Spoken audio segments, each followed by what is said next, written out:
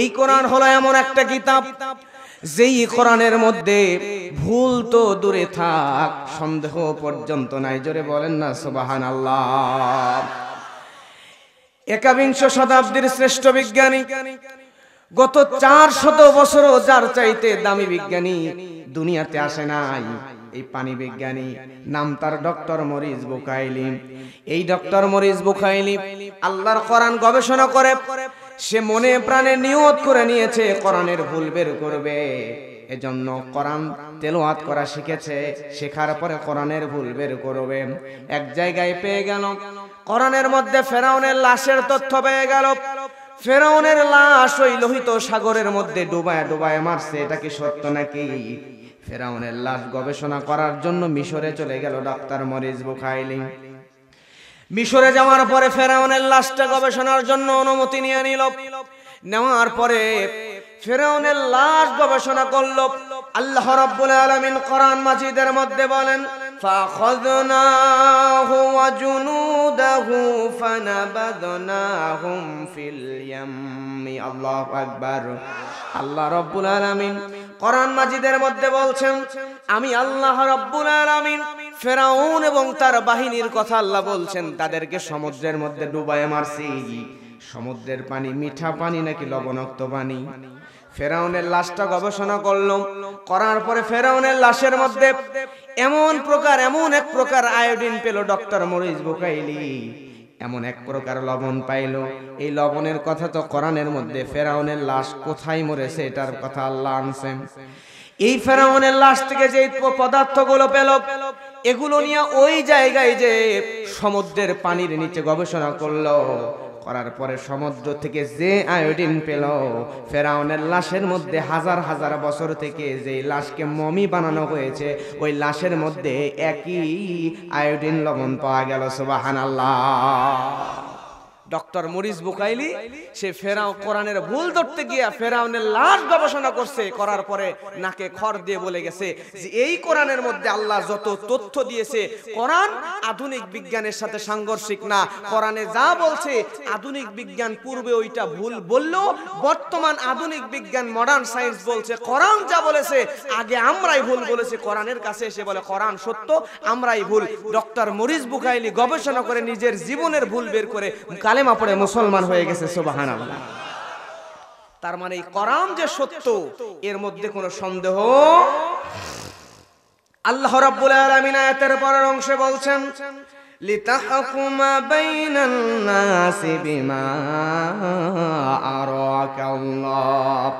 আল্লাহ রাব্বুল আলামিন নবীকে বলছেন, ও নবী, আমি আল্লাহ রাব্বুল আলামিন এই কোরআন আপনাকে দিলাম। এই কোরআন দিয়ে আপনি নবী বিচার কার্য পরিচালনা করবেন। তার মানে এই কোরআন দিয়ে সমাজের মধ্যে বিচার চালানোর জন্য এই কোরআনটাকে দিয়েছেন কে? সবাই একযোগে বলেন কে? আল্লাহ দিয়েছেন। কিন্তু আমাদের সমাজে লক্ষ্য করেন, আমি যদি একটা কলম দিয়ে আপনার চোখে গুঁতো দিই, কলম দিয়ে চোখের মধ্যে গুঁতো দিলে চোখ অন্ধ করে দেওয়া যায়। আবার এই যে মোবাইল দিয়ে রাতের বেলা টর্চ লাইটে আলো দিয়ে পথ চলা যায়। আবার এই মোবাইল দিয়ে ক্যালকুলেটরে হিসাবও করা যায়। কিন্তু কলমটা চোখের মধ্যে গুঁতো দিয়ে চোখ অন্ধ করার জন্য বানানো হয় নাই। আবার মোবাইলটা ক্যালকুলেটরে হিসাব আর রাতের বেলা আলো দেখানোর জন্য তৈরি করা হয় নাই। কলম তৈরি করা হয়েছে লেখালেখি করার জন্য, মোবাইল তৈরি করা হয়েছে দূর দূরান্তে মোবাইলে কথা বলার জন্য। প্রিয় ভাইরা আমার, ঠিক তেমন করেই কোরআন তেলাওয়াত করে ফু দিলে লাউ গাছের পোকা তাড়ানো যায়। আবার এই কোরআন তেলাওয়াত করে ফু দিলে নারকেল গাছের ইঁদুরও তাড়ানো যায়। আবার কোরআন তেলাওয়াত করে মানুষের গায়ে জিন আসর করলে ফু দিয়ে মানুষের গায়ের জিন পর্যন্ত তাড়ানো যায়। কিন্তু আমি বলি, কলম দিয়ে গোতা দিয়া যেমন আপনার চোখ অন্ধ করার জন্য শুধু কলম তৈরি করা হয় নাই, মোবাইলে শুধুমাত্র টর্চ লাইটে আলো আর ক্যালকুলেটরে হিসাবের জন্য যেমন শুধুমাত্র তৈরি করা হয় নাই, ঠিক তেমন করে আল্লাহর কোরআন দিয়া যদি মানুষের গায়ে ফু দেয় জিন তাড়ানো যায়, লাউ গাছের পোকা তাড়ানো যায়, এ কথা সত্য। কিন্তু আল্লাহর কোরআন শুধু জিন তাড়ানোর জন্য, আল্লাহ গাছের পোকা তাড়ানোর জন্য তৈরি করা হয় নাই। আল্লাহর কোরআন তৈরি করা হয়েছে ইউনিয়ন পরিষদ থেকে শুরু করে নিয়ে সুপ্রিম কোর্ট পর্যন্ত বিচার চালানোর জন্য, ঠিক কিনা? আমার ভাইয়ের এই কোরআন আল্লাহ এর জন্যই নাজিল করেছেন। কিন্তু আজকে আমাদের সমাজের অবস্থা হয়ে গিয়েছে এই কোরআনকে দিয়ে শুধুমাত্র খতম করা হয়, কথা বলেন ঠিক কিনা? এজন্যই পাক ভারতের একজন কবি বলেছেন, আমল কি কিতাব থি दुआ की किताब बना दिया, समझने की किताब थी खत्म की किताब बना दिया, ঠিক কি না? এই কোরআন ছিল আমল করার কিতাব, এই কোরআন ছিল বোঝার কিতাব। কিন্তু এই কোরআনকে আমরা মানুষেরা শুধুমাত্র তাকের উপরে রেখে খতম দেওয়ার কিতাব বানাইছি, আর এই কোরআন দিয়া শুধুমাত্র ঝাড়ফুঁক করার কিতাব বানিয়ে রেখে দিয়েছি, পড়ার কিতাব বানিয়েছি, কথা বলেন ঠিক কিনা? কিন্তু বলেন তো, আমাদেরকে সৃষ্টি করেছেন কে? এই জমিন সৃষ্টি করেছেন কে? আসমান সৃষ্টি করেছেন কে? জমিন বানিয়েছেন আল্লাহ, মানুষ বানিয়েছেন আল্লাহ, আমাদের বানিয়েছেন আল্লাহ, সব বানিয়েছেন আল্লাহ। তাহলে জমিন যে আল্লাহ বানালেন, সেই জমিনে, আল্লাহর জমিনে আইন চলবে কার? আর আল্লাহ তো আমাদেরকে গাইডলাইন দিয়েই রেখেছেন। কোরআনের মধ্যে মানুষের জীবন চলতে যা যা লাগবে সবকিছু আছে না নাই? তারপরও আজকে আমরা আল্লাহর দেওয়া কোরআন বাদ দিয়ে অন্যদিকে চলে গিয়েছি।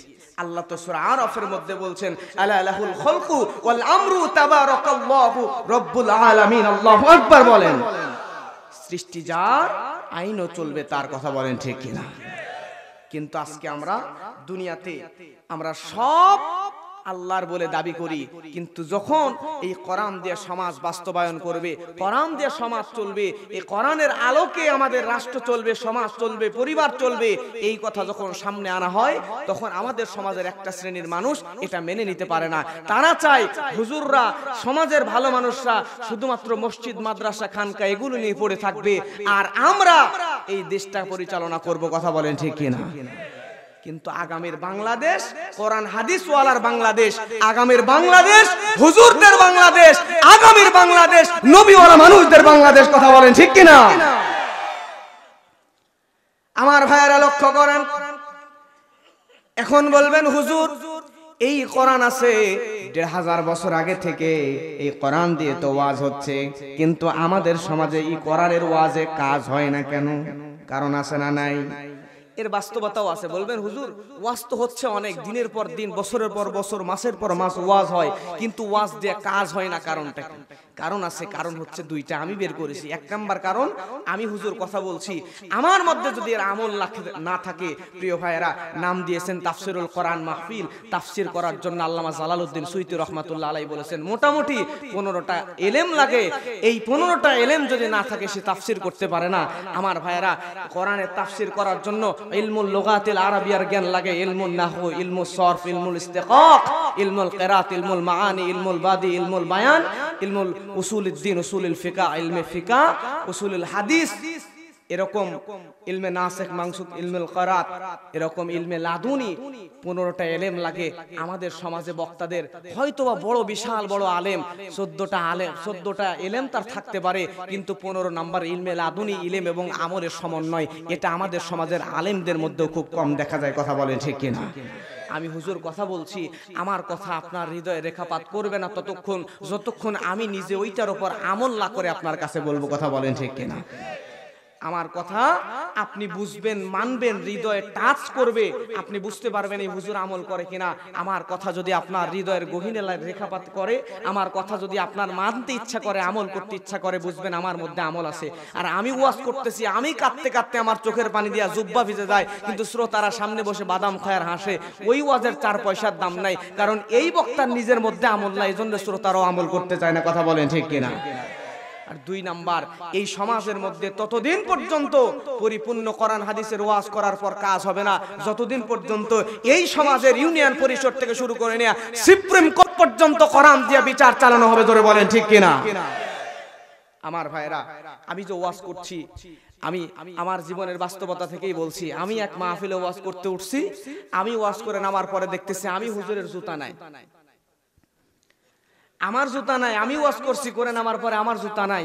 আজকে জুতা উপরে তুলে রাখছি, যদিও জানি এদিকে কোনো সমস্যা নাই, আলহামদুলিল্লাহ বলবেন না? আজকে ভয় নাই, এটা আমিও জানি, আলহামদুলিল্লাহ। রাজশাহীর মানুষ, গোদাগাড়ির মানুষ, এই গোদাগাড়ির মাটি হচ্ছে কোরআন প্রেমিকদের ঘাঁটি, কথা বলেন ঠিক কিনা? এলাকার মানুষকে আমি যথেষ্ট ভালোবাসি, কারণ আমি দেখেছি যে এলাকার মানুষ কোরআন হাদিসকে যত বেশি ভালোবাসি, তাদের চাইতে আমার আত্মার কানেকশন অনেক বেশি, হৃদয়ের কানেকশন অনেক বেশি, আলহামদুলিল্লাহ বলবেন না? কিন্তু এটাই বাস্তবতা। আপনি আপনার শহরের মসজিদে যান, গোদাগাড়ি শহরে যান, রাজশাহী শহরে যান, ওখানে গিয়ে দেখবেন আপনি যদি 2200, 2500, 3000 টাকা দামের জুতা নিয়ে যান, আর ওই জুতা যদি মসজিদের গেটের সামনে রেখেন, আপনি নামাজে দাঁড়ান, আপনি কেন ইমাম সাহেব যিনি নামাজ পড়াচ্ছেন উনিও যদি দাঁড়ায় আল্লাহু আকবার বলছে, কিন্তু জুতা ভুলে তাড়াহুড়ো করে গেটের সামনে রেখে আসছে, দাঁড়ানোর পরে বলতেছে মনে মনে আলহামদুলিল্লাহি রাব্বিল আলামিন পড়ে, আর মনে মনে চিন্তা করে 3000 টাকা দামের জুতা গেটে রাখা আসলাম, আসে না নাই? শুধু ইমাম সাহেব না, প্রত্যেকটা মানুষের এই অবস্থা। এই চিন্তা মাথার মধ্যে আজকে আছে, কারণ হচ্ছে এই সমাজের মধ্যে কোরআনের আইন বাস্তবায়ন হয় নাই, কথা বলেন ঠিক কিনা? কোরআন যদি সমাজের মধ্যে বাস্তবায়ন হইতো, তাহলে জুতা কেন আপনি যদি লক্ষ টাকাও বাইরে ব্যাগ সহ ফালায় রাখতেন, খুঁজে নিয়ে আপনাকে দিয়ে আসতো। সুবহানাল্লাহ বলবেন না? আল্লাহ আমাদের ওই সোনার সমাজ দেখার তৌফিক দান করুন, জোরে বলেন আমিন। মনে করেন এইটা একটা জমি, এই জমির মধ্যে চারিদিকে আইল নাই, পানি সেচতেছে, পানি যদি কিয়ামত পর্যন্ত সেচ দেয়, এই জমির মধ্যে পানি থাকবে নাকি চারিদিকে চলে যাবে? যতই পানি সেচ দেখ না কেন, এই পানি আইল না দিলে পুরো এলাকায় বন্যা হয়ে যাবে। এই জমির মধ্যে শুধু পানি আটকে থাকবে, থাকবে না। এই জমির মধ্যে পানি আটকাইতে চাইলে চারিদিকে আইল দেওয়ার দরকার আছে না নাই? এই জমির আইলটাই হচ্ছে ইসলামী রাষ্ট্র, ইসলামী সমাজ। সুবহানাল্লাহ বলেন। প্রিয় ভাইয়েরা, শুধু আমার কথা বলছি না, নবীজির জামানার কথা বলছি, নবীজির মক্কি জামানার কথা বলছি। 93টা সূরা নাজিল হয়ে গেল নবীজির মক্কি জীবনে, প্রায় 13টি বছর হয়ে গেল। আল্লাহর নবী নিজে ওয়াজ করছেন। ওই মক্কার মধ্যে হযরত আবু বকরের মতো সাহাবী আছে, আমার আপনার মতো মানুষ না। হযরত উমরের মতো সাহাবী আছে। ওই মদিনা মক্কার মধ্যে হযরত ওসমান আছে, আলী আছে, বড় বড় সাহাবীরা আছে। তারপর ওই জমিনের মধ্যে, মক্কার মধ্যে, কোরআনের মধ্যে আল্লাহ 13 বছরে 93টি সূরার মধ্যে একটা জায়গাতেও ইয়া আইয়ুহাল্লাযীনা আমানু, হে ঈমানদারগণ বলে ডাক দেন নাই। জোরে বলেন আল্লাহু আকবার। তাহলে এত বড় নবী আছেন, এত বড় বড় মাপের সাহাবীরা আছেন, তারপরও একটা বারো মক্কার মধ্যে নবীজি কেউ নয়, সাহাবীদের কেউ নয়, কাউকেই আল্লাহ ঈমানদার বলে ডাক দিলেন না। কিন্তু মদিনায় হিজরতের পরে নবীজি যখন মদিনায় গেলেন, যাওয়ার পরে নবীজিকে, নবীজির সাহাবীকে, সাধারণ মানুষদেরকে আল্লাহ রাব্বুল আলামিন ইয়া আইয়ুহাল্লাযীনা আমানু, হে ঈমানদার বলে ডাক দিয়েছেন। সুবহানাল্লাহ। তার মানে মদিনা মক্কার মধ্যে নবী ছিলেন, সাহাবীরা ছিল, বড় ভালো ভালো মানুষগুলো ছিল, কিন্তু সেখানে কোরআনের আইন ছিল না। আর মদিনার মধ্যে নবীজি ছিলেন, সাহাবীরা ছিলেন, সাধারণ মানুষ ছিল। আবার কোরআনের আইন থাকার কারণে, ইসলামী রাষ্ট্র, কোরআনের সমাজ, কোরআনের রাষ্ট্র হওয়ার কারণে আল্লাহ রাব্বুল আলামিন মদিনায় পাইকারি দরে সবাইকেই ঈমানদার বলে ডাক দিয়েছেন। সুবহানাল্লাহ। এর মানে হচ্ছে ততদিন পর্যন্ত ওয়াজে পরিপূর্ণ কাজ হবে না যতদিন পর্যন্ত আমি বক্তা যা বলবো নিজের মধ্যে আমলে আনবো না। আর 2 নাম্বার, যতদিন এই সমাজের মধ্যে কোরআন বাস্তবায়ন হবে না। কথা বলেন ঠিক কিনা? তাহলে এই সমাজের মধ্যে কোরআন বাস্তবায়ন হোক, এটা আপনার চান কি চান না? কারা কারা চান 2 হাত তুলে আল্লাহকে দেখান। লিল্লাহি তাকবীর, নারায়ে তাকবীর। আলহামদুলিল্লাহ, হাত নামান। আমি মাঝে মধ্যে আপনাদেরকে একটু তাকবীর দেওয়াবো, কারণ আমরা বিশ্ববিদ্যালয়ে যখন ক্লাস করি তখন আমাদের জন্য লেকচার দেওয়ার জন্য যে লেকচারারগণ আসেন, প্রফেসররা আসেন, আসার পর একটা সাবজেক্টের উপরে সর্বোচ্চ 45 মিনিট ক্লাস করান। 45 মিনিট পরে সাবজেক্ট চেঞ্জ, অন্য আরেকটা বিষয়ে অন্য টিচার এসে ক্লাস করান। কয় মিনিট? 45 মিনিট। এটা নিয়ে মডার্ন সায়েন্স গবেষণা করলো 45 মিনিট ক্লাস দেওয়ার কারণ হচ্ছে একটা বিষয়ের উপরে একটা মানুষের দৃষ্টি থাকে সর্বোচ্চ 45 মিনিট পর্যন্ত। 45 মিনিট পার হয়ে গেলে ওই জায়গা থেকে তার মাইন্ড মন মানসিকতা ডাইভার্ট হয়ে অন্যদিকে চলে যাওয়ার সম্ভাবনা থাকে। এজন্য 45 মিনিট হলে টিচার চেঞ্জ, সাবজেক্ট চেঞ্জ, নতুন সাবজেক্ট, নতুন টিচার, ক্লাস নাই। আলহামদুলিল্লাহ বলবেন না? এখন আমি মাঝে মধ্যে আপনাদেরকে তাকবীর দেওয়াবো, যাতে আপনাদের মন মানসিকতা, শীতের দিন কম্বলের মতো আরাম তো এখানে পাবেন না, পাবেন নাকি? কম্বলের নিচে যায় যে আরাম, ওই আরামের কথা, বিবির কথা, বাচ্চার কথা মনে, বাড়ির কথা মনে হইতেই পারে। এজন্য একটু করে তাকবীর দেবেন, যাতে অলসতা, দুর্বলতা সব কেটে যায়, কোরআনের দিকে আবারও মন মানসিকতা ফিরে আসে ইনশাআল্লাহ। আমার ভাইয়েরা লক্ষ্য করেন, আল্লাহ রাব্বুল আলামিন কোরআন মাজিদের মধ্যে বলছেন, ওয়াস-সারিকু ওয়াস-সারিকাতু ফাকতাউ আইদিয়াহুমা জাযাআম বিমা কাসাবা নাকালাম মিনাল্লাহ। আল্লাহু আকবার। ওয়াল্লাহু আজিজুন হাকীম। আল্লাহ রাব্বুল আলামিন সূরা মাইদার মধ্যে বলছেন, যদি কোনো পুরুষ অথবা নারী চুরি করে তাহলে তার হাতটা কেটে দাও। আইনটা জোরে বলেন কার?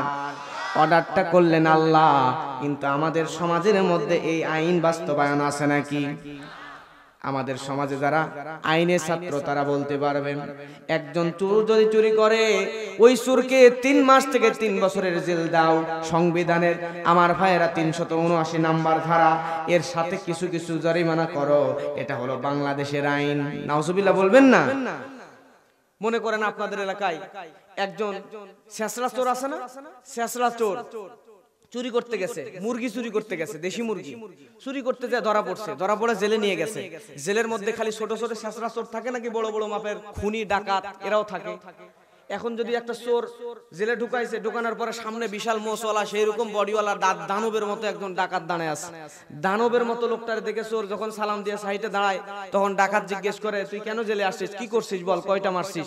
বলে যে ভাই কিছুই মারি নাই, মুরগি চুরি করতে গেছিলাম, যা ধরা খাইছি। এখন ডাকাত যদি শোনে যে মুরগি চুরি করতে গেছে, যে খুন করে জেলে গেছে, কোটি টাকা চুরি করতে যায় জেলে গেছে, সে যদি শোনে মুরগি চুরি করতে যায় ধরা পড়ে জেলে আসছে, তাহলে ওই ডাকাতের মানিজ্জত থাকবে? ডাকাত বলবে, বেটা তুই মানুষ না মারে, কোটি টাকা চুরি না করে মুরগি চুরি করে ধরা পড়ছিস, পরে আসছিস জেলে, তুই তো আমাদের চোর জাতির মান সম্মানে খেয়ে নিলি। কথা বলেন ঠিক কিনা? ওর কানের নিচে 1 থাপ্পড় দিবে। 1 থাপ্পড় খাইলে সে তওবা করবে যে ভাই এবার চুরি করছি, মুরগি চুরি করতে যা ধরা পড়ছি, কোনো অস্ত্র ছিল না, পরের বার এবার যদি বের হয় 100% ডাকাতি করতে যাব, করতে যায় যদি কেউ ধরতে আসে চাইনিজ কুড়াল নিয়ে যাব, খালি হাতে যাব না, কোপায়া তারপরে জেলে আসবো। নাউজুবিল্লাহ বলেন। গেছে চুরি করে জেলে যাওয়ার পরে ডাকাতের কাছে ট্রেনিং নেই, এবার যখন বের করবে তখন বের হবে, বের হওয়ার পরে কি হবে? চোর চুরি করে জেলে যায়, ডাকাত হয়ে বের হয়। কথা বলেন ঠিক কিনা? বর্তমান বাংলাদেশের আইন অনুযায়ী এইটাই হচ্ছে। কিন্তু কোরআনের আইন যদি সমাজে বাস্তবায়ন হয়ে যেত, একটা চোরের যদি কোরআনের আইন অনুযায়ী হাত কেটে দেওয়া হতো, সমাজের মধ্যে চোর হারিকেন দিয়েও খুঁজে পাওয়া যাইতো না। আমার ভাইরা লক্ষ্য করেন, কারণ হলো এই সমাজের মধ্যে একটা চোরের যদি চুরি করার কারণে হাত কেটে দেওয়া হতো, তাহলে ওই চোর এই মাহফিলে এসে মাহফিলের মাঝখানে বসতো। বসার সময় চাদর গায়ের মধ্যে মুড়ো দিয়ে হাতটা লুকায় রাখা লাগতো, কারণ হাত দেখলেই অন্য মানুষরা বুঝে যাবে লোকটা চুরি করেছে। কথা বলেন ঠিক কিনা? এই লোকটা যখন এই মাহফিল থেকে বের হয়ে চলে যাবে, যাওয়ার সময় মনে করেন ঈদের নামাজ পড়ার জন্য ঈদগাহে গেছে, ঈদগাহে যাওয়ার পরে ঈদগাহে বসে আছে, নামাজ পড়ে সবাই চলে যায়, চোর বেচারা ওখান থেকে ওঠার সাহস পায় না। কারণ ঈদের নামাজের পরে মানুষগুলো তার কাছে আসবে সালাম বিনিময় করার জন্য, কিন্তু চোরের তো হাতটা কাটা, সালামও দিতে পারবে।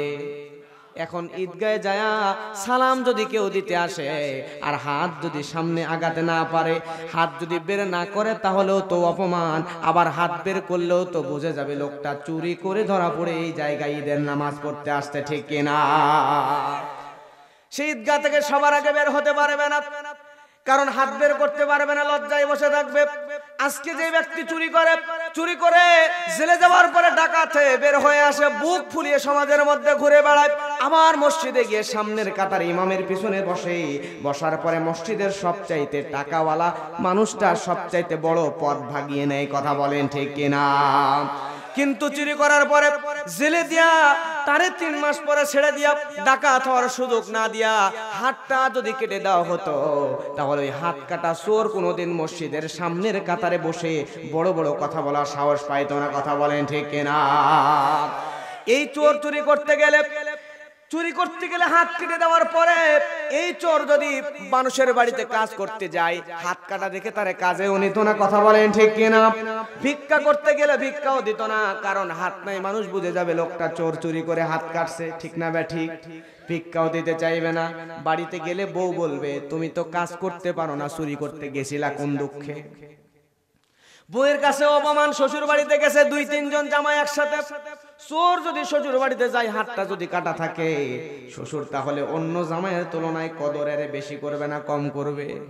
চোর বেচারারে কদর করতে যাইবে, বড় মাছের মাথা, দেশি মুরগির রানগুলো অন্য জামাইদের দিয়া মাছের লেজ তার প্লেটের মধ্যে দিবে। ঠিক না ঠিক? সব জায়গায় অপমান হবে এই চোর বেচারা। এভাবে সমাজের সব জায়গায় অপমান হতে হতে এই চোরের এই দুঃখে কষ্টের জীবনী যদি সমাজের মানুষরা দেখতো, একটা চোরের যদি কোরআনের আইন অনুযায়ী হাত কেটে দেওয়া হতো, তাহলে এই চোরের কষ্ট দেখে সমাজের মানুষগুলা প্রয়োজনে ভিক্ষা করে খেত, চুরি করার সাহস তারা করতো না। ঠিক কিনা? আমার ভাইয়েরা লক্ষ্য করেন, কিন্তু আজকে আমাদের দেশে ইউরোপ আমেরিকার আইনগুলো নিয়ে আমরা বাংলাদেশের মানুষ পাগলের মতো হয়ে গিয়েছি। কিন্তু লক্ষ্য করেন, আমাদের কাছে আছে আল্লাহর কোরআন। এই কোরআন যাদের কাছে আছে, এই কোরআন ছেড়ে দিয়ে আমরা মুসলমান, ইহুদি, খ্রিস্টান, ইউরোপ আমেরিকার ধার করা আইন নিয়ে বাংলাদেশের সংবিধান রচনা করেছি, কোরআনকে ডুলে ছেড়ে দিয়েছি। এজন্য বাংলাদেশের মানুষের মাথার উপর পরপর জালেমেরাই বারবার এসে মাথার উপরে ঘাড়ের উপর চেপে বসে। ঠিক কিনা? আমার ভাইয়েরা লক্ষ্য করেন, আমরা বাংলাদেশের মানুষরা কোরআন থেকে দূরে সরে গিয়েছি, আর এমন ইউরোপ আমেরিকার মানুষদের আইন আমরা বস্তা পচা আইন আমরা নিয়ে নিয়েছি, যে ইউরোপের মানুষগুলা নিজের বাবার পরিচয় পর্যন্ত জানে না। কথা কোন ঠিক কিনা? মিশরের কথা বলছি, মিশর আল আজহার ইউনিভার্সিটি, শিক্ষিত যারা আলহামদুলিল্লাহ অনেকে আপনারা জ্ঞানী মানুষ বোঝেন, ওই জায়গায় বিশ্বের বিভিন্ন দেশের ছাত্ররা গিয়ে পড়াশোনা করে। এরপরে আপনার মদিনা বিশ্ববিদ্যালয়, মক্কা বিশ্ববিদ্যালয়, ওই জায়গায় দুনিয়ার বিভিন্ন দেশ থেকে বিভিন্ন দেশের ছাত্ররা গিয়ে পড়াশোনা করে। তো ওই জায়গায় বিভিন্ন ছাত্ররা এক জায়গায় হয়। আমার এক বড় ভাইয়ের কাছে গল্প শুনলাম এরকম, ওই জায়গায় ইউরোপের কোন এক দেশের একজন ছেলে পড়তে আসছে, তার বন্ধুরা তারা জিজ্ঞেস করে না বাপের নাম কি মায়ের নাম কি, তারা জিজ্ঞেস করছে ভাই তোমার বাবার নাম কি?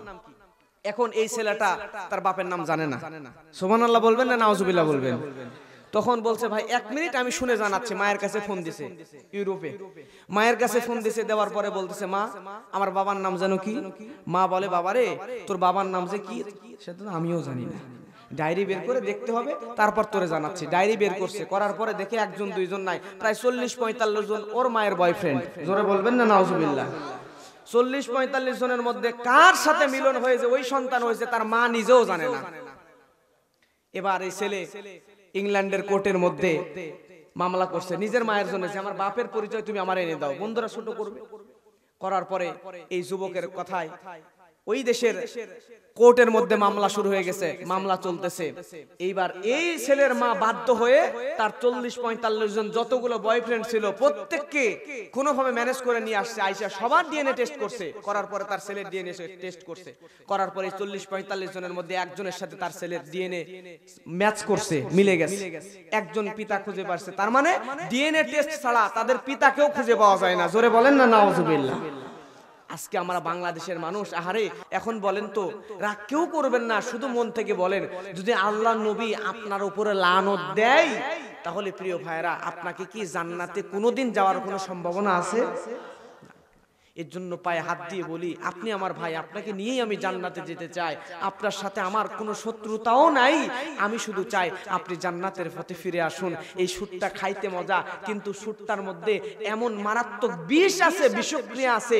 সুদ সমাজের যে ব্যক্তি খাবে, আপনি জানেন না সে ব্যক্তি হয়তোবা দূর থেকে দেখলে মনে হয় টাকাওয়ালা, অনেক ভালো মন্দ গরুর গোস্ত, খাসির গোস্ত, নদীর মাছগুলো ঢেলে ঢেলে খায়, দেখে মনে হয় খাই ঠিক ভালো, কিন্তু ওই লোকটার মনে নাই শান্তি। যে ব্যক্তি সুদের টাকা, হারাম হারাম নিজের শরীরে দেয়, সন্তানের শরীরে দেয়, স্ত্রীর শরীরে দেয়, ওই ব্যক্তির পরিবারের শান্তি নাই। ওই ব্যক্তির নিজের স্ত্রী সন্তানরা সকাল বিকাল উঠতে বসতে ওই ব্যক্তিকে অপমান করে। কথা বলেন ঠিক কিনা?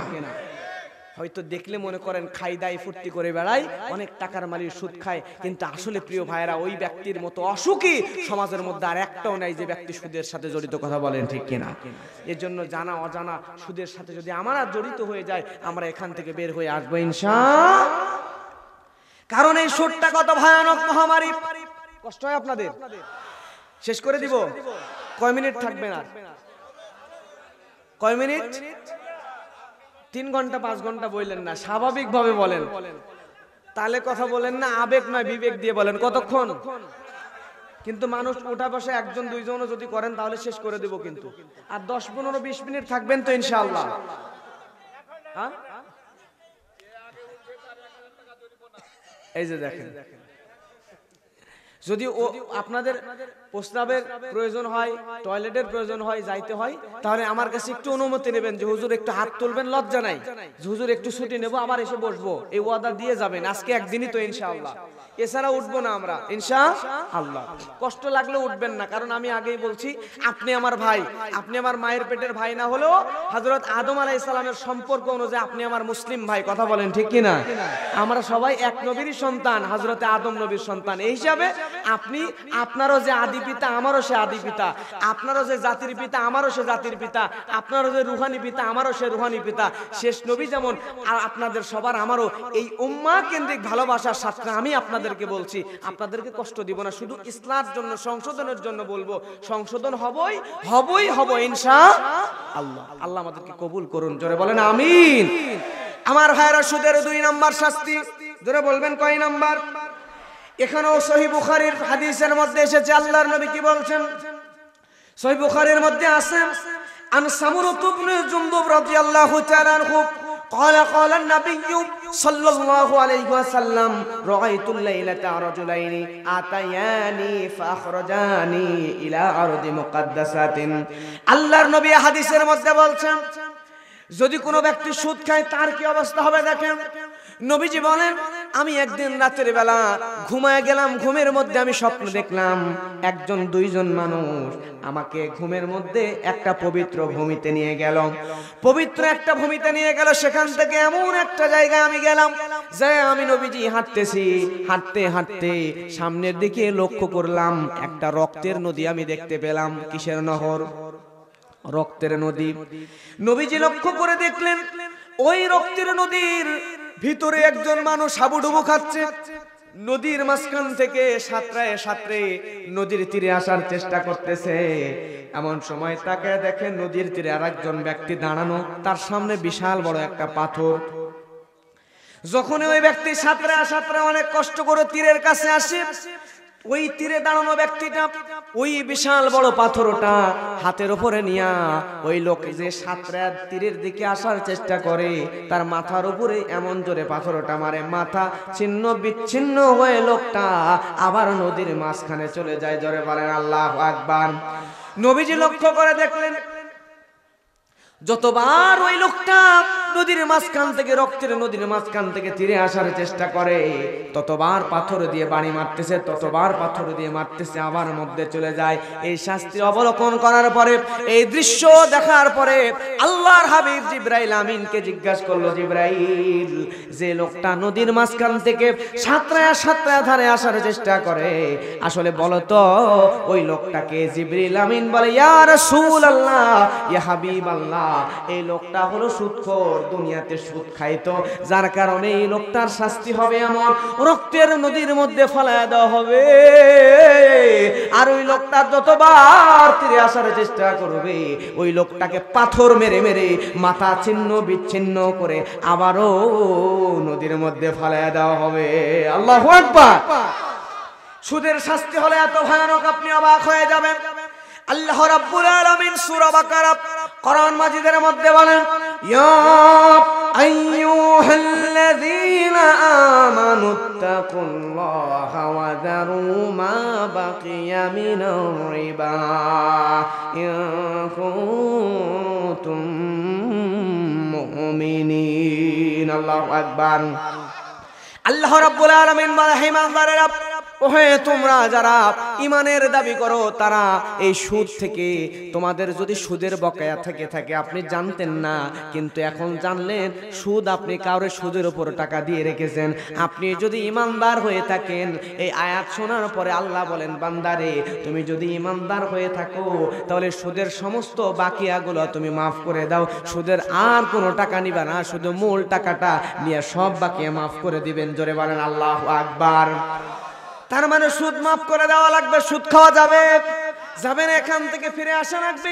শুধু তাই না আমার ভাইয়েরা, লক্ষ্য করেন আল্লাহ রাব্বুল আলামিন আর একটা আয়াতে বলেন, একবার পর যদি কোনো বান্দা সুদ না ছাড়ে তাহলে সে বান্দা আর ইমানদার থাকতে পারে, কারণ ইমান এবং সুদ দুইটা একসাথে থাকতে পারে, ইমান এবং সুদ একসাথে থাকতে পারে না। আল্লাহ রাব্বুল আলামিন কোরআন মাজিদের মধ্যে বলছেন, ফাইল্লাম তাফআলু ফাআযানু বিহারবিম মিনাল্লাহি ওয়া রাসূলিহি। আল্লাহ রাব্বুল আলামিন বলেন, তোমরা যারা এরপরও সুদের বাকিয়া মাফ করে দিতে বলেছি আমি আল্লাহ, তারপরেও যদি তোমরা সুদকে মাফ না করো তাহলে তোমরা আমি আল্লাহ এবং আমার হাবিবের সঙ্গে যুদ্ধ করার জন্য প্রস্তুতি নিয়ে নাও। জোরে বলেন নাউজুবিল্লাহ। সঙ্গে আর আল্লাহ রাসূলের সঙ্গে যুদ্ধ করার মতো সক্ষমতা আমি আপনি আমাদের আছে? আর আল্লাহ রাসূলের সঙ্গে যে যুদ্ধ করবে সে জান্নাতে যাবে নাকি জাহান্নামে যাবে? তার মানে যদি সমাজের কোনো ব্যক্তি সুদ খায়, জানার পরেও যদি সুদ না ছেড়ে দেয়, ফিরে না আসে, তাহলে সে ব্যক্তি আল্লাহর সঙ্গে তার অজান্তে আল্লাহ এবং আল্লাহ রাসূলের সঙ্গে যুদ্ধ করতেছে। সে নাউজুবিল্লাহ বলবেন না? তাহলে সুদ থেকে ফিরে আসার দরকার। জোরে বলেন আছে না নাই? এটা বড়ই ভয়ানক, এটা বড়ই ভয়ানক। এখান থেকে বের হয়ে আসেন। আমি বলি, প্রয়োজনে আপনি লাউ চাষ করেন, বেগুন চাষ করেন, কুমড়া চাষ করেন, বাজারে আপনি একটা পানের দোকান দিয়ে খান, চকলেট বিক্রি করে খান, আপনার ইনকাম কম হোক, মাটি কেটে খান, আপনার রোজগার কম হোক, কিন্তু আপনি ওই মাটি কেটে 500 টাকা ইনকাম করে আপনার পরিবারের শান্তি সুখ পাবেন, হালাল উপার্জনে যে সুখ পাবেন। আপনি মাসে কোটি টাকা ইনকাম করলো, এই সুখ আপনাকে আল্লাহ দেবে। প্রয়োজনে চকলেট বিক্রি করে খান প্রিয় ভাইরা, তারপরে সুদের দিকে যায়েন না। সুদে যাবেন, দুনিয়াও হারালেন, আখিরাতও হারালেন। কারণ সুদ আর ঈমান একসাথে থাকে না। ওযু নষ্ট হয়ে গেলে ওযু করে নিচ্ছেন, নামাজ নষ্ট হয়ে গেলে নামাজ দোহারায় নিচ্ছেন, আপনার এভাবে একের পর এক ভুল হয়ে গেলে সেটা ঠিক করে নিচ্ছেন, রোজা নষ্ট হয়ে গেলে রোজা কাজা তুলে নিচ্ছেন, ফিদিয়া দিয়ে নিচ্ছেন। কিন্তু আমার ভাইরা, এই যে সুদ খাইলেন, সুদ খাইলে সুদের সাথে জড়িত হওয়ার কারণে আপনার ঈমান যে ভেঙে গেছে, ওযু ভাঙলে ওযু করে নেন, ঈমান ভাঙলে ঈমান আনয়ন করার দরকার আছে না নাই? তাহলে এই সুদের সাথে যদি আমরা জড়িত হয়ে যাই, আল্লাহর কাছে তাওবা করবেন, বলবেন আল্লাহ যা করেছি অতীতে আর কোনোদিন করব না, এই সুদ থেকে তুমি আমাকে হেফাজত করো। যতদিন বাঁচবেন হালাল খেয়ে বাঁচবো ইনশাআল্লাহ। আমার ভাইরা, কারণ এই সুদটা কত ভয়ানক, মুরব্বী যুবক ভাই লক্ষ্য করেন। হতে পারে এই আজকের এই আলোচনা আপনার জীবন পরিবর্তনের কারণ হতে পারে। শুধুমাত্র মন দিয়ে শুনে আমলের নিয়তে শুনতে হবে। আমার ভাইরা, আল্লাহর নবী হাদিসের মধ্যে বলছেন, আর রিবা সালাসাতু ওয়া সাবউনা আবাবান আইসারুহা আইয়ানকিহার রাজুলু উম্মাহু। আল্লাহর নবী বলছেন, এই সুদটাই এমন খারাপ, এমন খারাপ, এই সুদের যতগুলো গুনাহ আছে, সুদের প্রায় 73টা গুনাহ আছে। আল্লাহর নবী বলেন, এই 73টা গুনাহর মধ্যে সুদের সর্বনিম্ন গুনাহ হলো নিজের মায়ের সঙ্গে জিনায় লিপ্ত হওয়া। জোরে বলেন নাউযুবিল্লাহ। সমাজের একজন পতিতা নারী যে টাকার বিনিময়ে নিজের শরীরকে বিক্রি করে, এই পতিতা নারী খারাপ মহিলাও নিজের সন্তানের সঙ্গে জিনা করে। কিন্তু এই সুদ খেলে কত বড় গুনাহ, নিজের মায়ের সঙ্গে জিনার গুনাহ। তারপরও আজকে আমরা বুঝি না, আমাদের কষ্ট লাগে না, আমরা আজকে এই ভয়ানক গুনার সঙ্গে লিপ্ত হয়ে আছি। ভাইরে, দুনিয়াও চলে যাবে, আখিরাতও চলে যাবে। একটুখানি চিন্তা করে দেখেন, ওই জাহান্নামের আগুন আমি আপনি কেউ সহ্য করতে পারবো না। ওই জাহান্নামের আগুন কত ভয়ানক, ওই কবরের আযাব কত ভয়ানক, আপনি সহ্য করতে পারবেন না, আমিও সহ্য করতে পারবো না। প্রিয় ভাইরা, ফিরে আসুন, যা জীবনে করেছেন অতীতের গুনাহগুলোর জন্য আল্লাহর কাছে তওবা করুন। আপনি বিশ্বাস করেন, আমি বলি যুবক ভাই তুমি কত গুনাহ করেছো, মুরব্বী আপনি কত গুনাহ করেছেন, আপনি কত টাকার সুদ খেয়েছেন, কত টাকার ঘুষ খেয়েছেন, কত অন্যায় করেছেন, কত জেনা ব্যভিচার করেছেন। আপনি মনে করেছেন আপনি গুনাহ এত বেশি করেছেন আপনার রব আপনাকে ক্ষমা করবে না, কিন্তু আপনি বিশ্বাস করেন আপনার মালিক, আপনার রব, আপনার পালনকর্তা এত মহান, আপনার গুনাহ কত বড়। আমি মনে করি আপনার গুনাহর চাইতে আমার রবের ক্ষমা আর অনেক বড়। জোরে বলেন কথা ঠিক কিনা?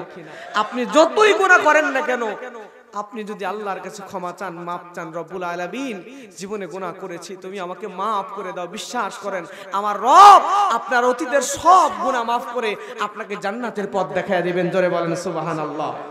আল্লাহ আমাদেরকে, আমাকে, আপনাকে সবাইকে মাফ করে দিক। জোরে বলেন আমিন। প্রিয় ভাইরা, এই সুদটা কত ভয়ানক, কত ভয়ানক। আর এক হাদিসের মধ্যে আল্লাহ নবী বলছেন দিরহামু রিবান ইয়াকুলুহু রাজুলু ওয়া হুয়া ইয়ালাম। নবী বলছেন যদি কোনো মানুষ 1 টাকা সুদ খায়, কয় টাকা? 1 টাকা সুদ খায়, তাহলে আল্লাহ নবী বলছেন 1 টাকাও যদি সুদ খায় আসাদু মিন সিত্তাতি ওয়া সালাতিনা জিনাতা, 1 টাকা সুদ খেলো ওই লোকটির 36 বার জিনার গুনাহ হবে। কতবার?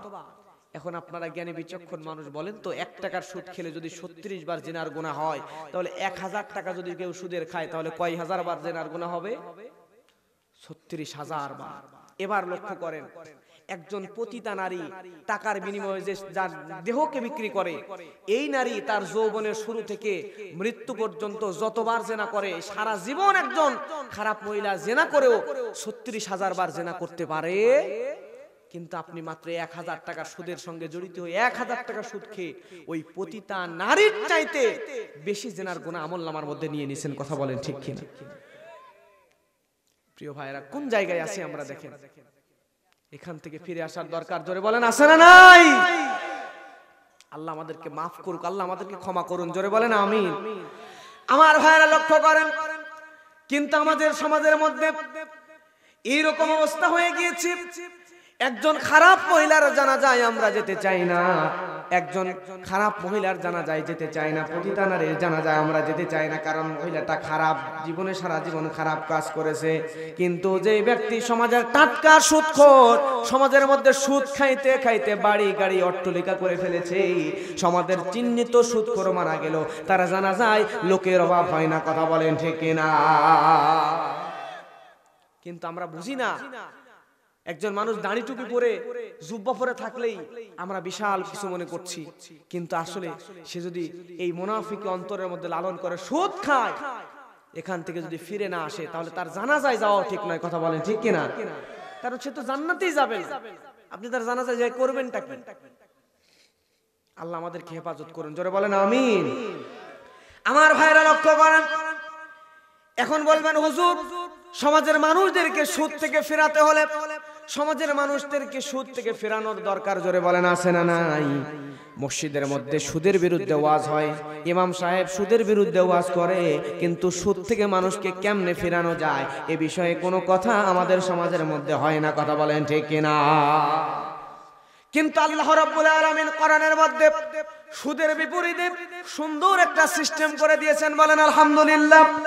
আল্লাহ রাব্বুল আলামিন সূরা হাদীদের মধ্যে বলছেন, যাল্লাযী ইউকরিদুল্লাহা কারদান হাসানান ফায়ুদাইফাহু লাহু ওয়া লাহু আজরুন কারীম। এখানে আয়াতে আল্লাহ রাব্বুল আলামিন সুন্দর করে জানিয়ে দেয়, রব্বুল আলামিন জানিয়ে দিচ্ছে কে সেই ব্যক্তি, যেই ব্যক্তি আমি আল্লাহকে উত্তম ধার দিবে। ধার দিবে, জোরে বলেন কাকে? আমার ভাইয়েরা, যে ব্যক্তি আমি আল্লাহকে কর্জে হাসানা দিয়ে দিবে, আমি আল্লাহ ওই ব্যক্তির কর্জে হাসানাটাকে বহুগুণে বাড়িয়ে তাকে সম্মানিত পুরস্কারে পুরস্কৃত করব। সুবহানাল্লাহ। তাহলে এই কর্জে হাসানাটা কি? এটা সিঙ্গাড়া না সামুচা না মুগলাই জানার দরকার আছে না নাই? প্রিয় ভাইরা, কর্জে হাসানা হচ্ছে ধার দেওয়া, ঋণ দেওয়া, সুদের বিনিময়ে না। আমরা যেটাকে গ্রামের ভাষায় কি হাওলাত বলেন না কি বলেন, এদিকে কি বলেন? ধার দেওয়া। ধার দিলেন। কিন্তু ভাইরা এখন আমি হুজুর ওয়াজ করে মঞ্চ থেকে নামতেছি, নামার পরে এখন আপনাদের মধ্যে একজন এসে যদি বলে হুজুর ওয়াজ তো খুব সুন্দর করলেন, আমারে 10,000 টাকা ধার দেন, আমি কিন্তু দেওয়ার মানে সাহসই পাবো না। কথা বলেন ঠিক কিনা? কারণ আমাদের সমাজটা এরকম হয়ে গিয়েছে, যার যখন টাকার প্রয়োজন ধার নেওয়ার সময় এসে হাতে ধরে পা ধরে, মানে কিছু ধরা বাদ রাখে না। কিন্তু তার টাকা ধার দিছেন, বিপদ থেকে উদ্ধার হয়ে গেছে, যাওয়ার পরে আপনার এখন বিপদ, আপনি টাকা দিছেন, এখন তারে আপনি হারকিন দিয়ে খুঁজে পান না, আপনার টাকার দরকার, তার হাত পা ধরে আপনি টাকা পাচ্ছেন না। এই অবস্থার কারণে আজকে আমাদের সমাজে এই কর্জে হাসানার সিস্টেমটা উঠে গেছে। কথা বলেন ঠিক কিনা? কিন্তু আপনার যখন বিপদ হবে, আপনার মধ্যে এই মন মানসিকতা থাকতে হবে, যার কাছ থেকে টাকা নিয়ে আপনি বিপদ থেকে উদ্ধার হয়েছেন, তার যখন প্রয়োজন, যখন দিতে চাইবেন তখনই আপনি পৌঁছায় দেবেন ইনশাআল্লাহ। শুধু তাই নয়, হাদিসের মধ্যে আসছে আপনাকে যে টাইম বেঁধে দেওয়া হয়েছে, এই টাইমের মধ্যে যদি ফিরিয়ে দেন, যে আপনাকে ধার দিবে তার তো সওয়াব হবেই। টাইম যদি একটু বাড়ায় নিতে চান, আর আপনাকে যে ধার দিয়েছে সে যদি টাইম একটু বাড়ায় দেয়, টাইম বাড়ানোর কারণে এ পর্যন্ত যা সওয়াব হয়েছিল, টাইম বাড়ানোর কারণে যত বাড়বে তত দ্বিগুণ দ্বিগুণ দ্বিগুণ আল্লাহ সওয়াব বাড়িয়ে দিবেন। জোরে বলেন সুবহানাল্লাহ। আর সাধারণ 10 টাকা দান করলে যে সওয়াব হবে, এই সাধারণ দান করার চাইতে একজন মানুষকে আপনি কর্জে হাসানা দিলে, একজন মানুষকে যদি আপনি ধার দেন, তাহলে আল্লাহ সুবহানাহু ওয়া তাআলা তার 10 গুণ বেশি সওয়াব আপনাকে দিয়ে দিবেন। জোরে বলেন সুবহানাল্লাহ। তাহলে এই ধার দেওয়ার সিস্টেম সমাজে আমরা চালু করব তো ইনশাআল্লাহ। আপনি সমাজে একটু টাকা পয়সা আছে, ভালো ভালো মানুষ দেখে, একটা অসহায় মানুষ, দরিদ্র মানুষ সমস্যায় পড়ছে, তাকে একটু ধার দেন, একটু সুযোগ দেন, দেন একটু সুযোগ। আপনার তো অনেক টাকা, একটু ধার দেন, যদি দান করতে পারেন করেন, নতুবা একটু ধার দিয়ে সহযোগিতা করেন। আর আপনি যে ধার নিয়েছেন, অবশ্যই আপনার মন মানসিকতা এমন থাকবে যে আপনাকে দিয়েছে, বিপদ থেকে উদ্ধার করেছে, তার প্রয়োজনে কথা মতো সময় মতো একটু কষ্ট হলে ম্যানেজ করে আপনি টাকা দিয়ে দেবেন ইনশাআল্লাহ। এই ধারের সিস্টেম করে যে হাসানার সিস্টেমটা সমাজে আমরা চালু করব তো ইনশাআল্লাহ। হাত তোলেন তো, সবাই হাত তুলে বলবেন 10 টাকা 5 টাকা করে হলেও আমরা সবাইকে ধার দেওয়ার চেষ্টা করব। কেউ চাইলে 10 টাকা হলেও জীবনে আমরা ধার দেব ইনশাআল্লাহ। এই সুন্নাতটা আমরা চালু করি ইনশাআল্লাহ। আমার ভাইয়েরা এবার আসেন, কষ্ট হয় আপনাদের, 10টা 17 বাজে, 11টা 17 বাজে, আর মোটামুটি 13 মিনিট ইনশাআল্লাহ থাকবেন না? 11টায় দোয়া করে দিব, 11:30টায় দোয়া করব ইনশাআল্লাহ। না এইভাবে বলবেন না, আমার একটা না মাহফিল, কালকে যাব সিরাজগঞ্জ, পরের দিন গোপালগঞ্জ, তারপরের দিন বগুড়া, আবার পাবনা, আমার রেস্ট হয় না। আজকের কাহিনী তো আপনাদেরকে বলি নাই। আজকে আমার আপন চাচা, আমার বাবার ছোট ভাই, আমার বাবা মারা গেছে আজ থেকে 10 বছর আগে, আমার আব্বু মারা গেছেন, ওনার ছোট ভাই, উনি আর্মিতে জব করতেন, সিনিয়র ওয়ারেন্ট অফিসার ছিলেন। উনি আজকেই অনেকদিন থেকে একটু অসুস্থ, আজকে স্ট্রোক করে মারা গেছেন। রাজশাহীতে ওনার বাসা। আমি সকাল থেকে সারা দিন ওখানে ছিলাম, সারাদিন বসারও ঠিক মতো সুযোগ পাই নাই। সেখানে থেকে জানাজা পড়াইছি জোহরের পর, এরপরে ঠিক মতো খাওয়া নাই, দাওয়া নাই, ঘুম নাই, আবার কালকেও রাত জাগছি। সেখান থেকে এসে এখানে রাত্রে মারা গেছে, সকালে আসছি, সারাদিন সেখানে দাঁড়ানো অবস্থায়, তারপরে মাগরিবের সালাত রাজশাহীতে পড়ে তারপর আপনার মাহফিলে আসছি। তো আমারও তো শরীর আছে, আপনারা হয়তো বা আজকে একদিন, আমার তো প্রতিদিন। এরপর দেখতেছেন আপনাদের কারো কারো মানে বয়সের হিসাব করলে 4 ভাগের 1 ভাগ হবো কিনা সন্দেহ, ঠিক না? 3 ভাগের 1 ভাগ হবো হয়তোবা, অথবা অর্ধেক, বেশিরভাগের। তো এখন আপনাদের যতখানি ধারণ ক্ষমতা আছেন, লোড নেওয়ার ক্ষমতা আছেন, আমার তো এতখানি নাই। আমি ওভাবে প্রতিদিন মাহফিলও করতে পারি না, কিন্তু এই সপ্তাহে একটানা পড়ে গেছে। আমি মিনিমাম সপ্তাহে 2 দিন 3 দিন রেস্ট করার চেষ্টা করি, পড়াশোনা করি। আজকে তো বর্তমান বাংলাদেশের সিস্টেম হয়ে গেছে এরকম, বক্তারা ক্যাসেট মুখস্থ করে, অথবা ওই ওয়াজ 2-3টা মুখস্থ করে সারা বছর ওইটা দিয়েই একদম মানে বিজনেসের মতো করে ফেলছে আমরা। কথা বলেন ঠিক কিনা? কিন্তু আমি একটু ওয়ান অফ দ্য বেস্ট আলাদা চিন্তা ভাবনা করার চেষ্টা করছি। আমি মোটামুটি 50-60টা আলোচনা রেডি করে রাখছি, এগুলো এখন মোতালা করব, পড়াশোনা করব, স্টাডি করব, এবং 2-3 দিন ফাঁকা রাখবো। রাখার পরে ওই আলোচনাগুলো একটু স্টাডি করে নতুন কিছু আপনাদেরকে উপহার দেওয়ার চেষ্টা করব। কোরআন হাদিস তো আমি বানাইতে পারবো না, যা আপনারা শুনে এসেছেন তাই একটু মডিফাই করে নতুন করে দেওয়ার চেষ্টা করবো ইনশাআল্লাহ। এজন্য আমাকে একটু সময় দিতে হবে, সুযোগ দিতে হবে। আজকে বেশি না, আপনারা এই যে অতিরিক্ত কথা বলায় নেবেন না। আমি আর 13 মিনিট কথা বলবো, 11:30টায় দোয়া করে দিব ইনশাআল্লাহ। যদি 2-1 মিনিট কম বেশি হয় হবে, আগামীতে আশেপাশে আসলে আবার মন খুলে কথা বলবো ইনশাআল্লাহ। জি প্রিয় ভাইরা, আল্লাহ রাব্বুল আলামিন সূরা লুকমান কোরআনের মধ্যে কি বলছেন দেখেন। আল্লাহ রাব্বুল আলামিন কোরআন মাজিদের মধ্যে বলছেন, ওয়া মিনান নাসি মান ইয়াশতারি লাহুল হাদিস লিয়ুদিল্লা সাবিলিল্লাহি বিগাইরি ইলম ওয়া ইয়াত্তাখিযাহা হুজওয়া উলাইকা লাহুম আযাবুম মুহিন। আল্লাহু আকবার। আল্লাহ রাব্বুল আলামিন কোরআন মাজিদের মধ্যে বলেন, এই সমাজের মধ্যে এমন এক শ্রেণীর মানুষ আছে যারা কিছু উদ্ভট কথাবার্তা দিয়া, আজে বাজে কথাবার্তা দিয়া মানুষদেরকে বিভ্রান্ত করে। গান, সমাজের মধ্যে অশ্লীল কিছু গান আছে না নাই? যৌবনের উত্তেজনা বাড়ানোর মতো গান আছে না নাই? বুকটা ফাইটা যায়, চিরা যায়, ময়রা যায়, আছে না নাই? চোখেরই পলকে না কি জানি, আমি জানি না। এমনি এমনি ওই যে বিভিন্ন জায়গায় মাইকে বরফ বিক্রেতারা বাজাই, একটু একটু শুনছি আর কি, কানে আসছে। আমি হবে জানি না, কিন্তু এরকম বুকটা ফাইটা যায়, এটা পপুলার গান, এটা একটু জানি, শুনে ফেলছে ওইভাবে। তো এই গান আছে না নাই? এই গান যারা শুনে তাদের মধ্যে যৌবনের উত্তেজনা বাড়ে নাকি কমে? আল্লাহ কোরআনে হারাম করেছেন। আর এই গান ছাড়া যুবকরা হেডফোনে কানে হেডফোন দিয়া গান না দিয়ে ঘুমই হয় না যুবকদের, আছে না নাই? কিন্তু আল্লাহ রাব্বুল আলামিন কোরআনের মধ্যে হারাম করে দিয়েছেন। হযরত ওমর ফারুক রাদিয়াল্লাহু তাআলা আনহু, আমিরুল মুমিনিন হযরত ওমর, তিনি রাতের বেলা অর্ধ জাহানের খলিফা, রাতের বেলা হাতের মধ্যে লাঙ্গা তরবারি নিয়ে তার এলাকার মধ্যে মদিনার অলিতে গলিতে ঘোরা শুরু করে দিয়েছে। কষ্ট হয় আপনাদের? ভাই আরেকবার শেষবার তাকবীর দেন তো, আমার মনে হচ্ছে যে একটু মানে অলসতা চলে আসছে। সবাই যুবক ভাইরা, এই ডেকোরেটর ভাইরা, আপনারা মাহফিলে সবাই একটু হাত তোলেন, সবাই তোলেন, সবাই তোলেন, সবাই তাকবীর দেবেন। কে কত জোরে দিতে পারেন? কেউ হাত নামাবেন না। লিল্লাহে তাকবীর, হাতটা আমান লাড়েন। লিল্লাহে তাকবীর, নারায়ে তাকবীর, আল কোরআনের আলো, নারায়ে তাকবীর। আমার ভাইয়েরা লক্ষ্য করেন, আমিরুল মুমিনিন হযরত ওমর রাতের বেলা বের হয়েছেন। তার এলাকার মধ্যে কোনো মানুষ কোনো সমস্যায় আছে কিনা, কোনো মানুষ কোনো গুনাহে লিপ্ত হয়েছে কিনা, এজন্য রাতের বেলায় পথ চলতেছে। এমন সময় রাতের বেলায় গভীর রজনীতে একজন যুবতী নারীর গানের আওয়াজ হযরত ওমরের কানের মধ্যে আসলো। কোরআনের মধ্যে গান হারাম করেছেন কে? সবাই কথা বলেন নাই, সবাই বলেন কে? কোরআনের মধ্যে গান হারাম করে দিয়েছেন আমার আল্লাহ রাব্বুল আলামিন। কিন্তু আমার ভাইয়েরা, আল্লাহ রাব্বুল আলামিন যেই গান হারাম করলেন, এই গান অর্ধ জাহানের খলিফা হযরত ওমরের জামানায়, হযরত ওমরের রাষ্ট্রের মধ্যে একজন যুবতী নারী বলতেছে। হযরত ওমরের কানের মধ্যে গানের আওয়াজ আসার পরে থরথর করে শরীরের মধ্যে রাগে কম্পন সৃষ্টি হয়ে গেল। আমার শহরের মধ্যে, আমার রাষ্ট্রের মধ্যে কে যৌবনের গান বলে, অথচ কোরআনে হারাম।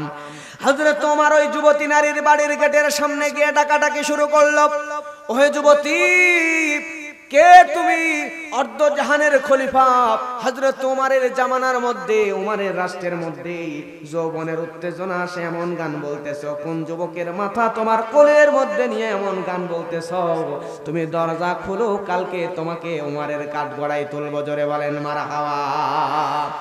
যুবতী নারী কোনো কথা বলে না, হযরত ওমরের জন্য দরজাও খুলে দেয় না। হযরত ওমর সঙ্গে সঙ্গে সদর দরজা খুলতে না পেরে পিছনের দিকে চলে গেল। এখানে দুই রকম বর্ণনা, কেউ বলছেন পিছনের দেওয়াল ভেঙে, কেউ বলছেন হযরত ওমর শরীরের সব শক্তি দিয়া ধাক্কা দিয়া দরজা ভেঙে ফেলেছেন। ফেলার পরে হযরত ওমর ফারুক রাদিয়াল্লাহু তাআলা আনহু ওই বাড়ির মধ্যে ঢুকে গেছে। যাওয়ার পরে যুবতী নারীকে বলছে, তোমার এত বড় সাহস, তুমি আমার রাজ্যের মধ্যে তুমি যৌবনের গান বলতেছ, তুমি কোরআনের আয়াত লঙ্ঘন করেছো, এজন্য তোমাকে কুমোরের কাঠগড়ায় নিয়ে যাব। যুবতী নারী সঙ্গে সঙ্গে পর্দার আড়াল থেকে আওয়াজ দিয়ে বলে, ওহে পথিক, তুমি কে? তোমারে চিনলাম না। তুমি যে আমার বাড়ির সামনে এসে দাঁড়াইছো, তুমি বলো কোন আয়াত আমি লঙ্ঘন করেছি। সঙ্গে সঙ্গে হযরত ওমর যখন এই আয়াত শুনে দিল, সূরা লোকমান আয়াত নাম্বার 6, কত? সবাই বলেন, 6 নাম্বার আয়াত।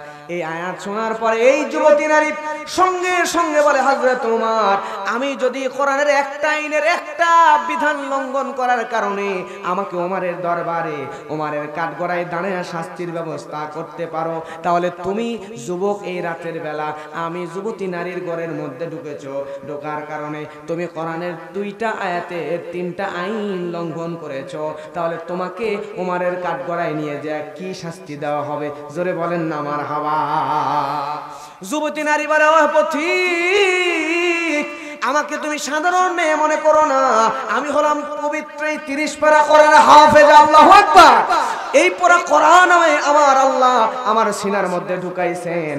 আমি নারী 30 পারা কোরআনের হাফেজা, একটা আয়াত লঙ্ঘন করেছি আমি, কিন্তু তুমি যুবক তো দুইটা আয়াতের তিনটা বিধান লঙ্ঘন করেছো।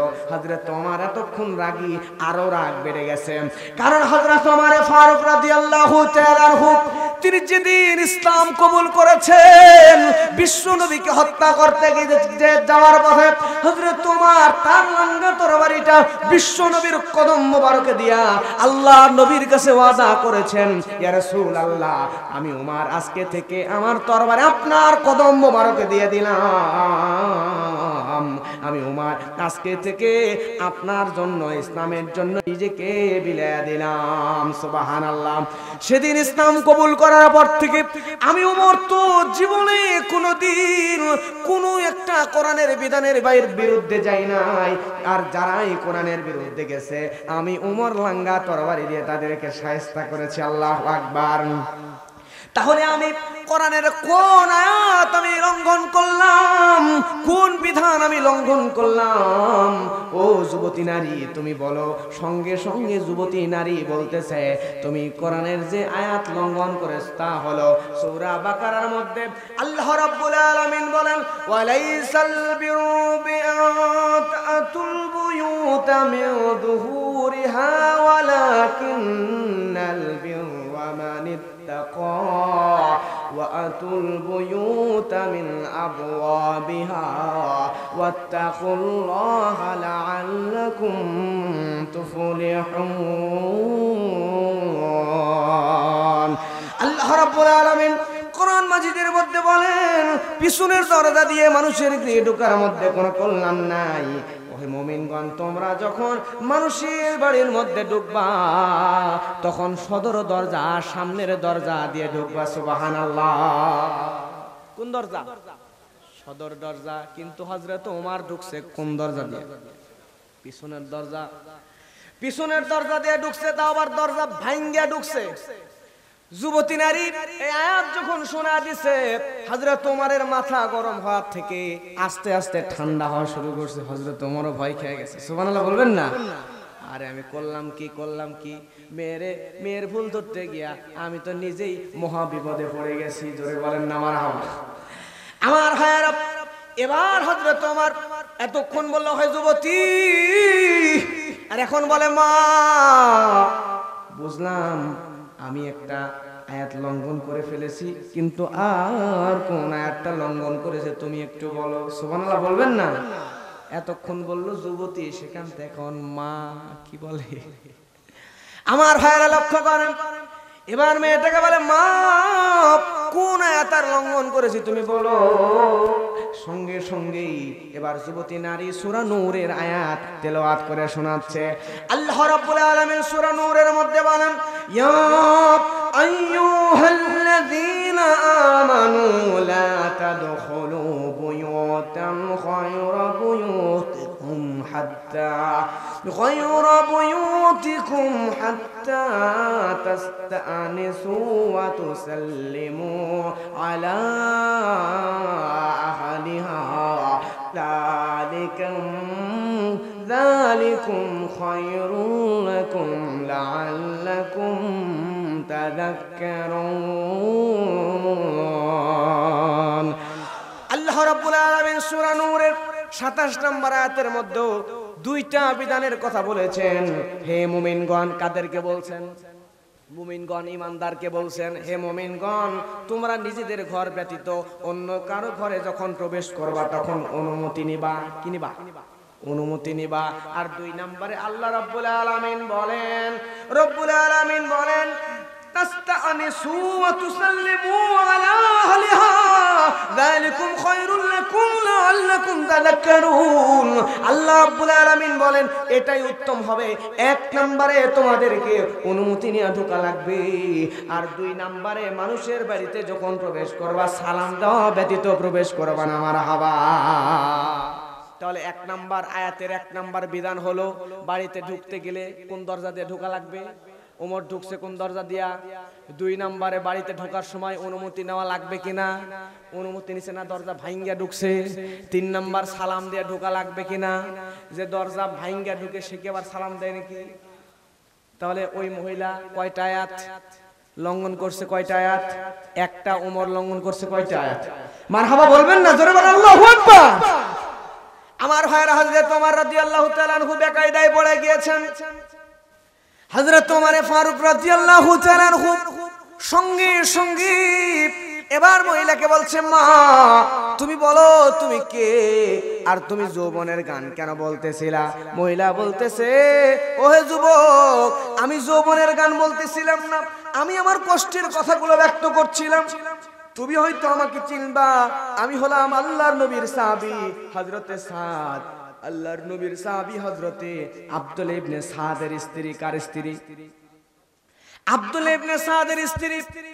এই আব্দুল্লাহ ইবনে সাদ নবীজির একজন সাহাবী, আল্লাহর নবীর সাহাবী হযরত ওমর এই জামানার প্রেসিডেন্ট হওয়ার কারণে ওই রোম সাম্রাজ্যের সঙ্গে বিশাল বড় মুসলিমদের একটা যুদ্ধ হয়েছিল, নাম তার ইয়ারমুকের যুদ্ধ। বড় বড় যুদ্ধগুলোতে মুসলমানদেরকে পাঠানো হতো। এই আব্দুল্লাহ ইবনে সাদ, আমি হলাম তার স্ত্রী। আমার সঙ্গে যেদিন আব্দুল্লাহ ইবনে সাদের বিয়ে হয়, কষ্ট হয়? আমার সঙ্গে যেদিন আব্দুল্লাহ ইবনে সাদের বিয়ে হয়, এক্ষুনি দোয়া করে দেব ভাই। যে দেখেন বলছিলাম 11:30 বেজে গেছে, এই ঘটনাটা শেষ করে দোয়া করে দেব, কষ্ট হয় না তো? আব্দুল্লাহ ইবনে সাদের স্ত্রী, এই আব্দুল্লাহ ইবনে সাদ তাকে হযরত ওমর একটা জিহাদে পাঠাইছে। যখন জিহাদে পাঠালো আমার জন্য, আমার সঙ্গে বাসর ঘরে আব্দুল্লাহ ইবনে সাদ একত্রিত হবে। আমি তার বড়ই সুন্দরী স্ত্রী, সে আমার কাছে আসবে, দুইজনেই দুজনের জন্য অপেক্ষমান।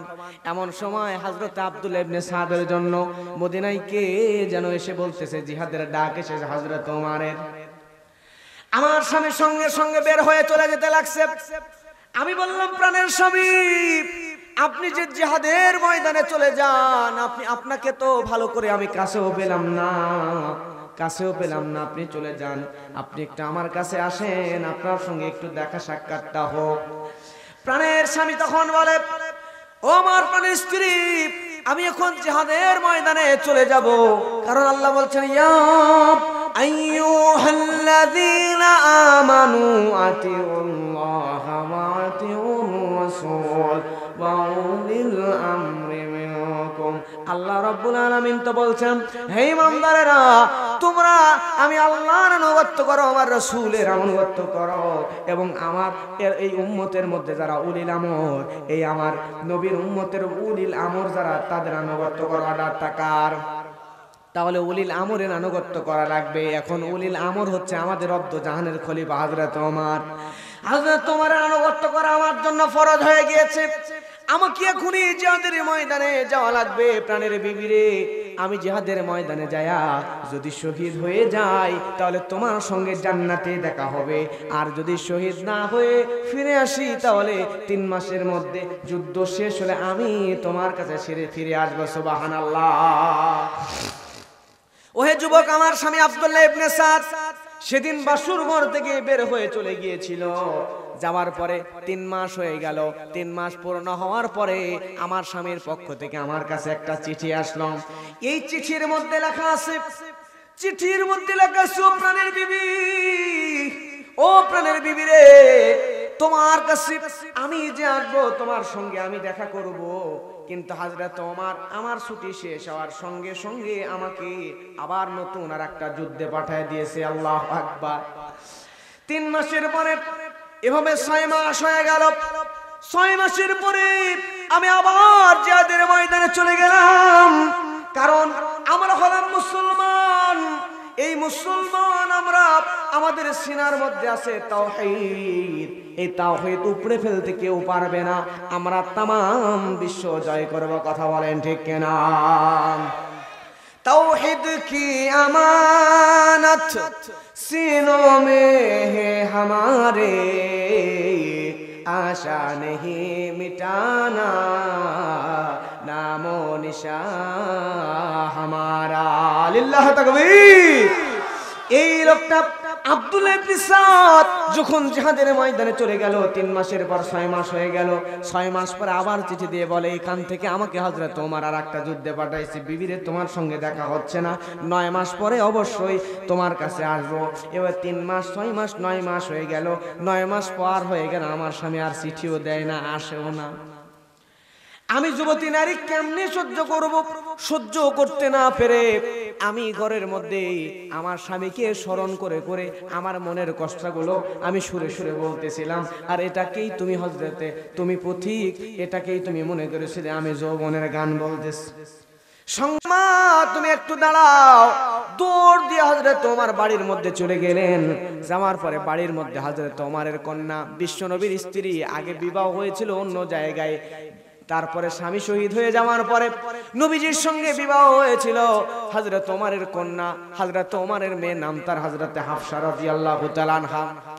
এই হাফসার কাছে গিয়ে হযরত ওমর বলে, মা, ও আমার মা, তুমি একটু বলো, তুমি একটু বলো যে একজন বিবাহিত নারী তার স্বামী ছাড়া সর্বোচ্চ কতদিন একাকী থাকতে পারে? হযরত ওমর সঙ্গে সঙ্গে কথা বলার পরে মা বলে, মেয়ে বলে, বাবা এ কথা আমাকে কেন বলছেন? হযরত ওমর বলে, মা গো, বিপদে পড়ছি বলেই তোমাকে বলতেছি, তুমি একটু বলো। হযরতে হাফসা বলে, বাবা আমি যতদূর জানি একজন মেয়ে তার স্বামী ছাড়া বিবাহের পরে সর্বোচ্চ 4 মাস পর্যন্ত থাকতে পারে, এরপরে থাকা বড়ই কষ্টকর হয়ে যায়। আল্লাহ আকবার। কয় মাস? কিন্তু আজকে আমরা বিয়ে করার পরে বউকে রেখে বিদেশ চলে গেছি 40, 50, 60 দিন নয়, 10-15 বছর পার হয়ে গেছে, খবর নাই। আছে না? আছে না নাই? আর আজকে সমাজের মধ্যে পরকীয়া সবচাইতে বেশি হয় 2টা কারণে। 1 number smartphone, Android mobile, Facebook, আর 2 নাম্বার নতুন বিয়ে করে যুবতী বউকে ঘরে রেখে বিদেশে 10-15 বছর থাকার জন্য। কথা কন ঠিক কিনা?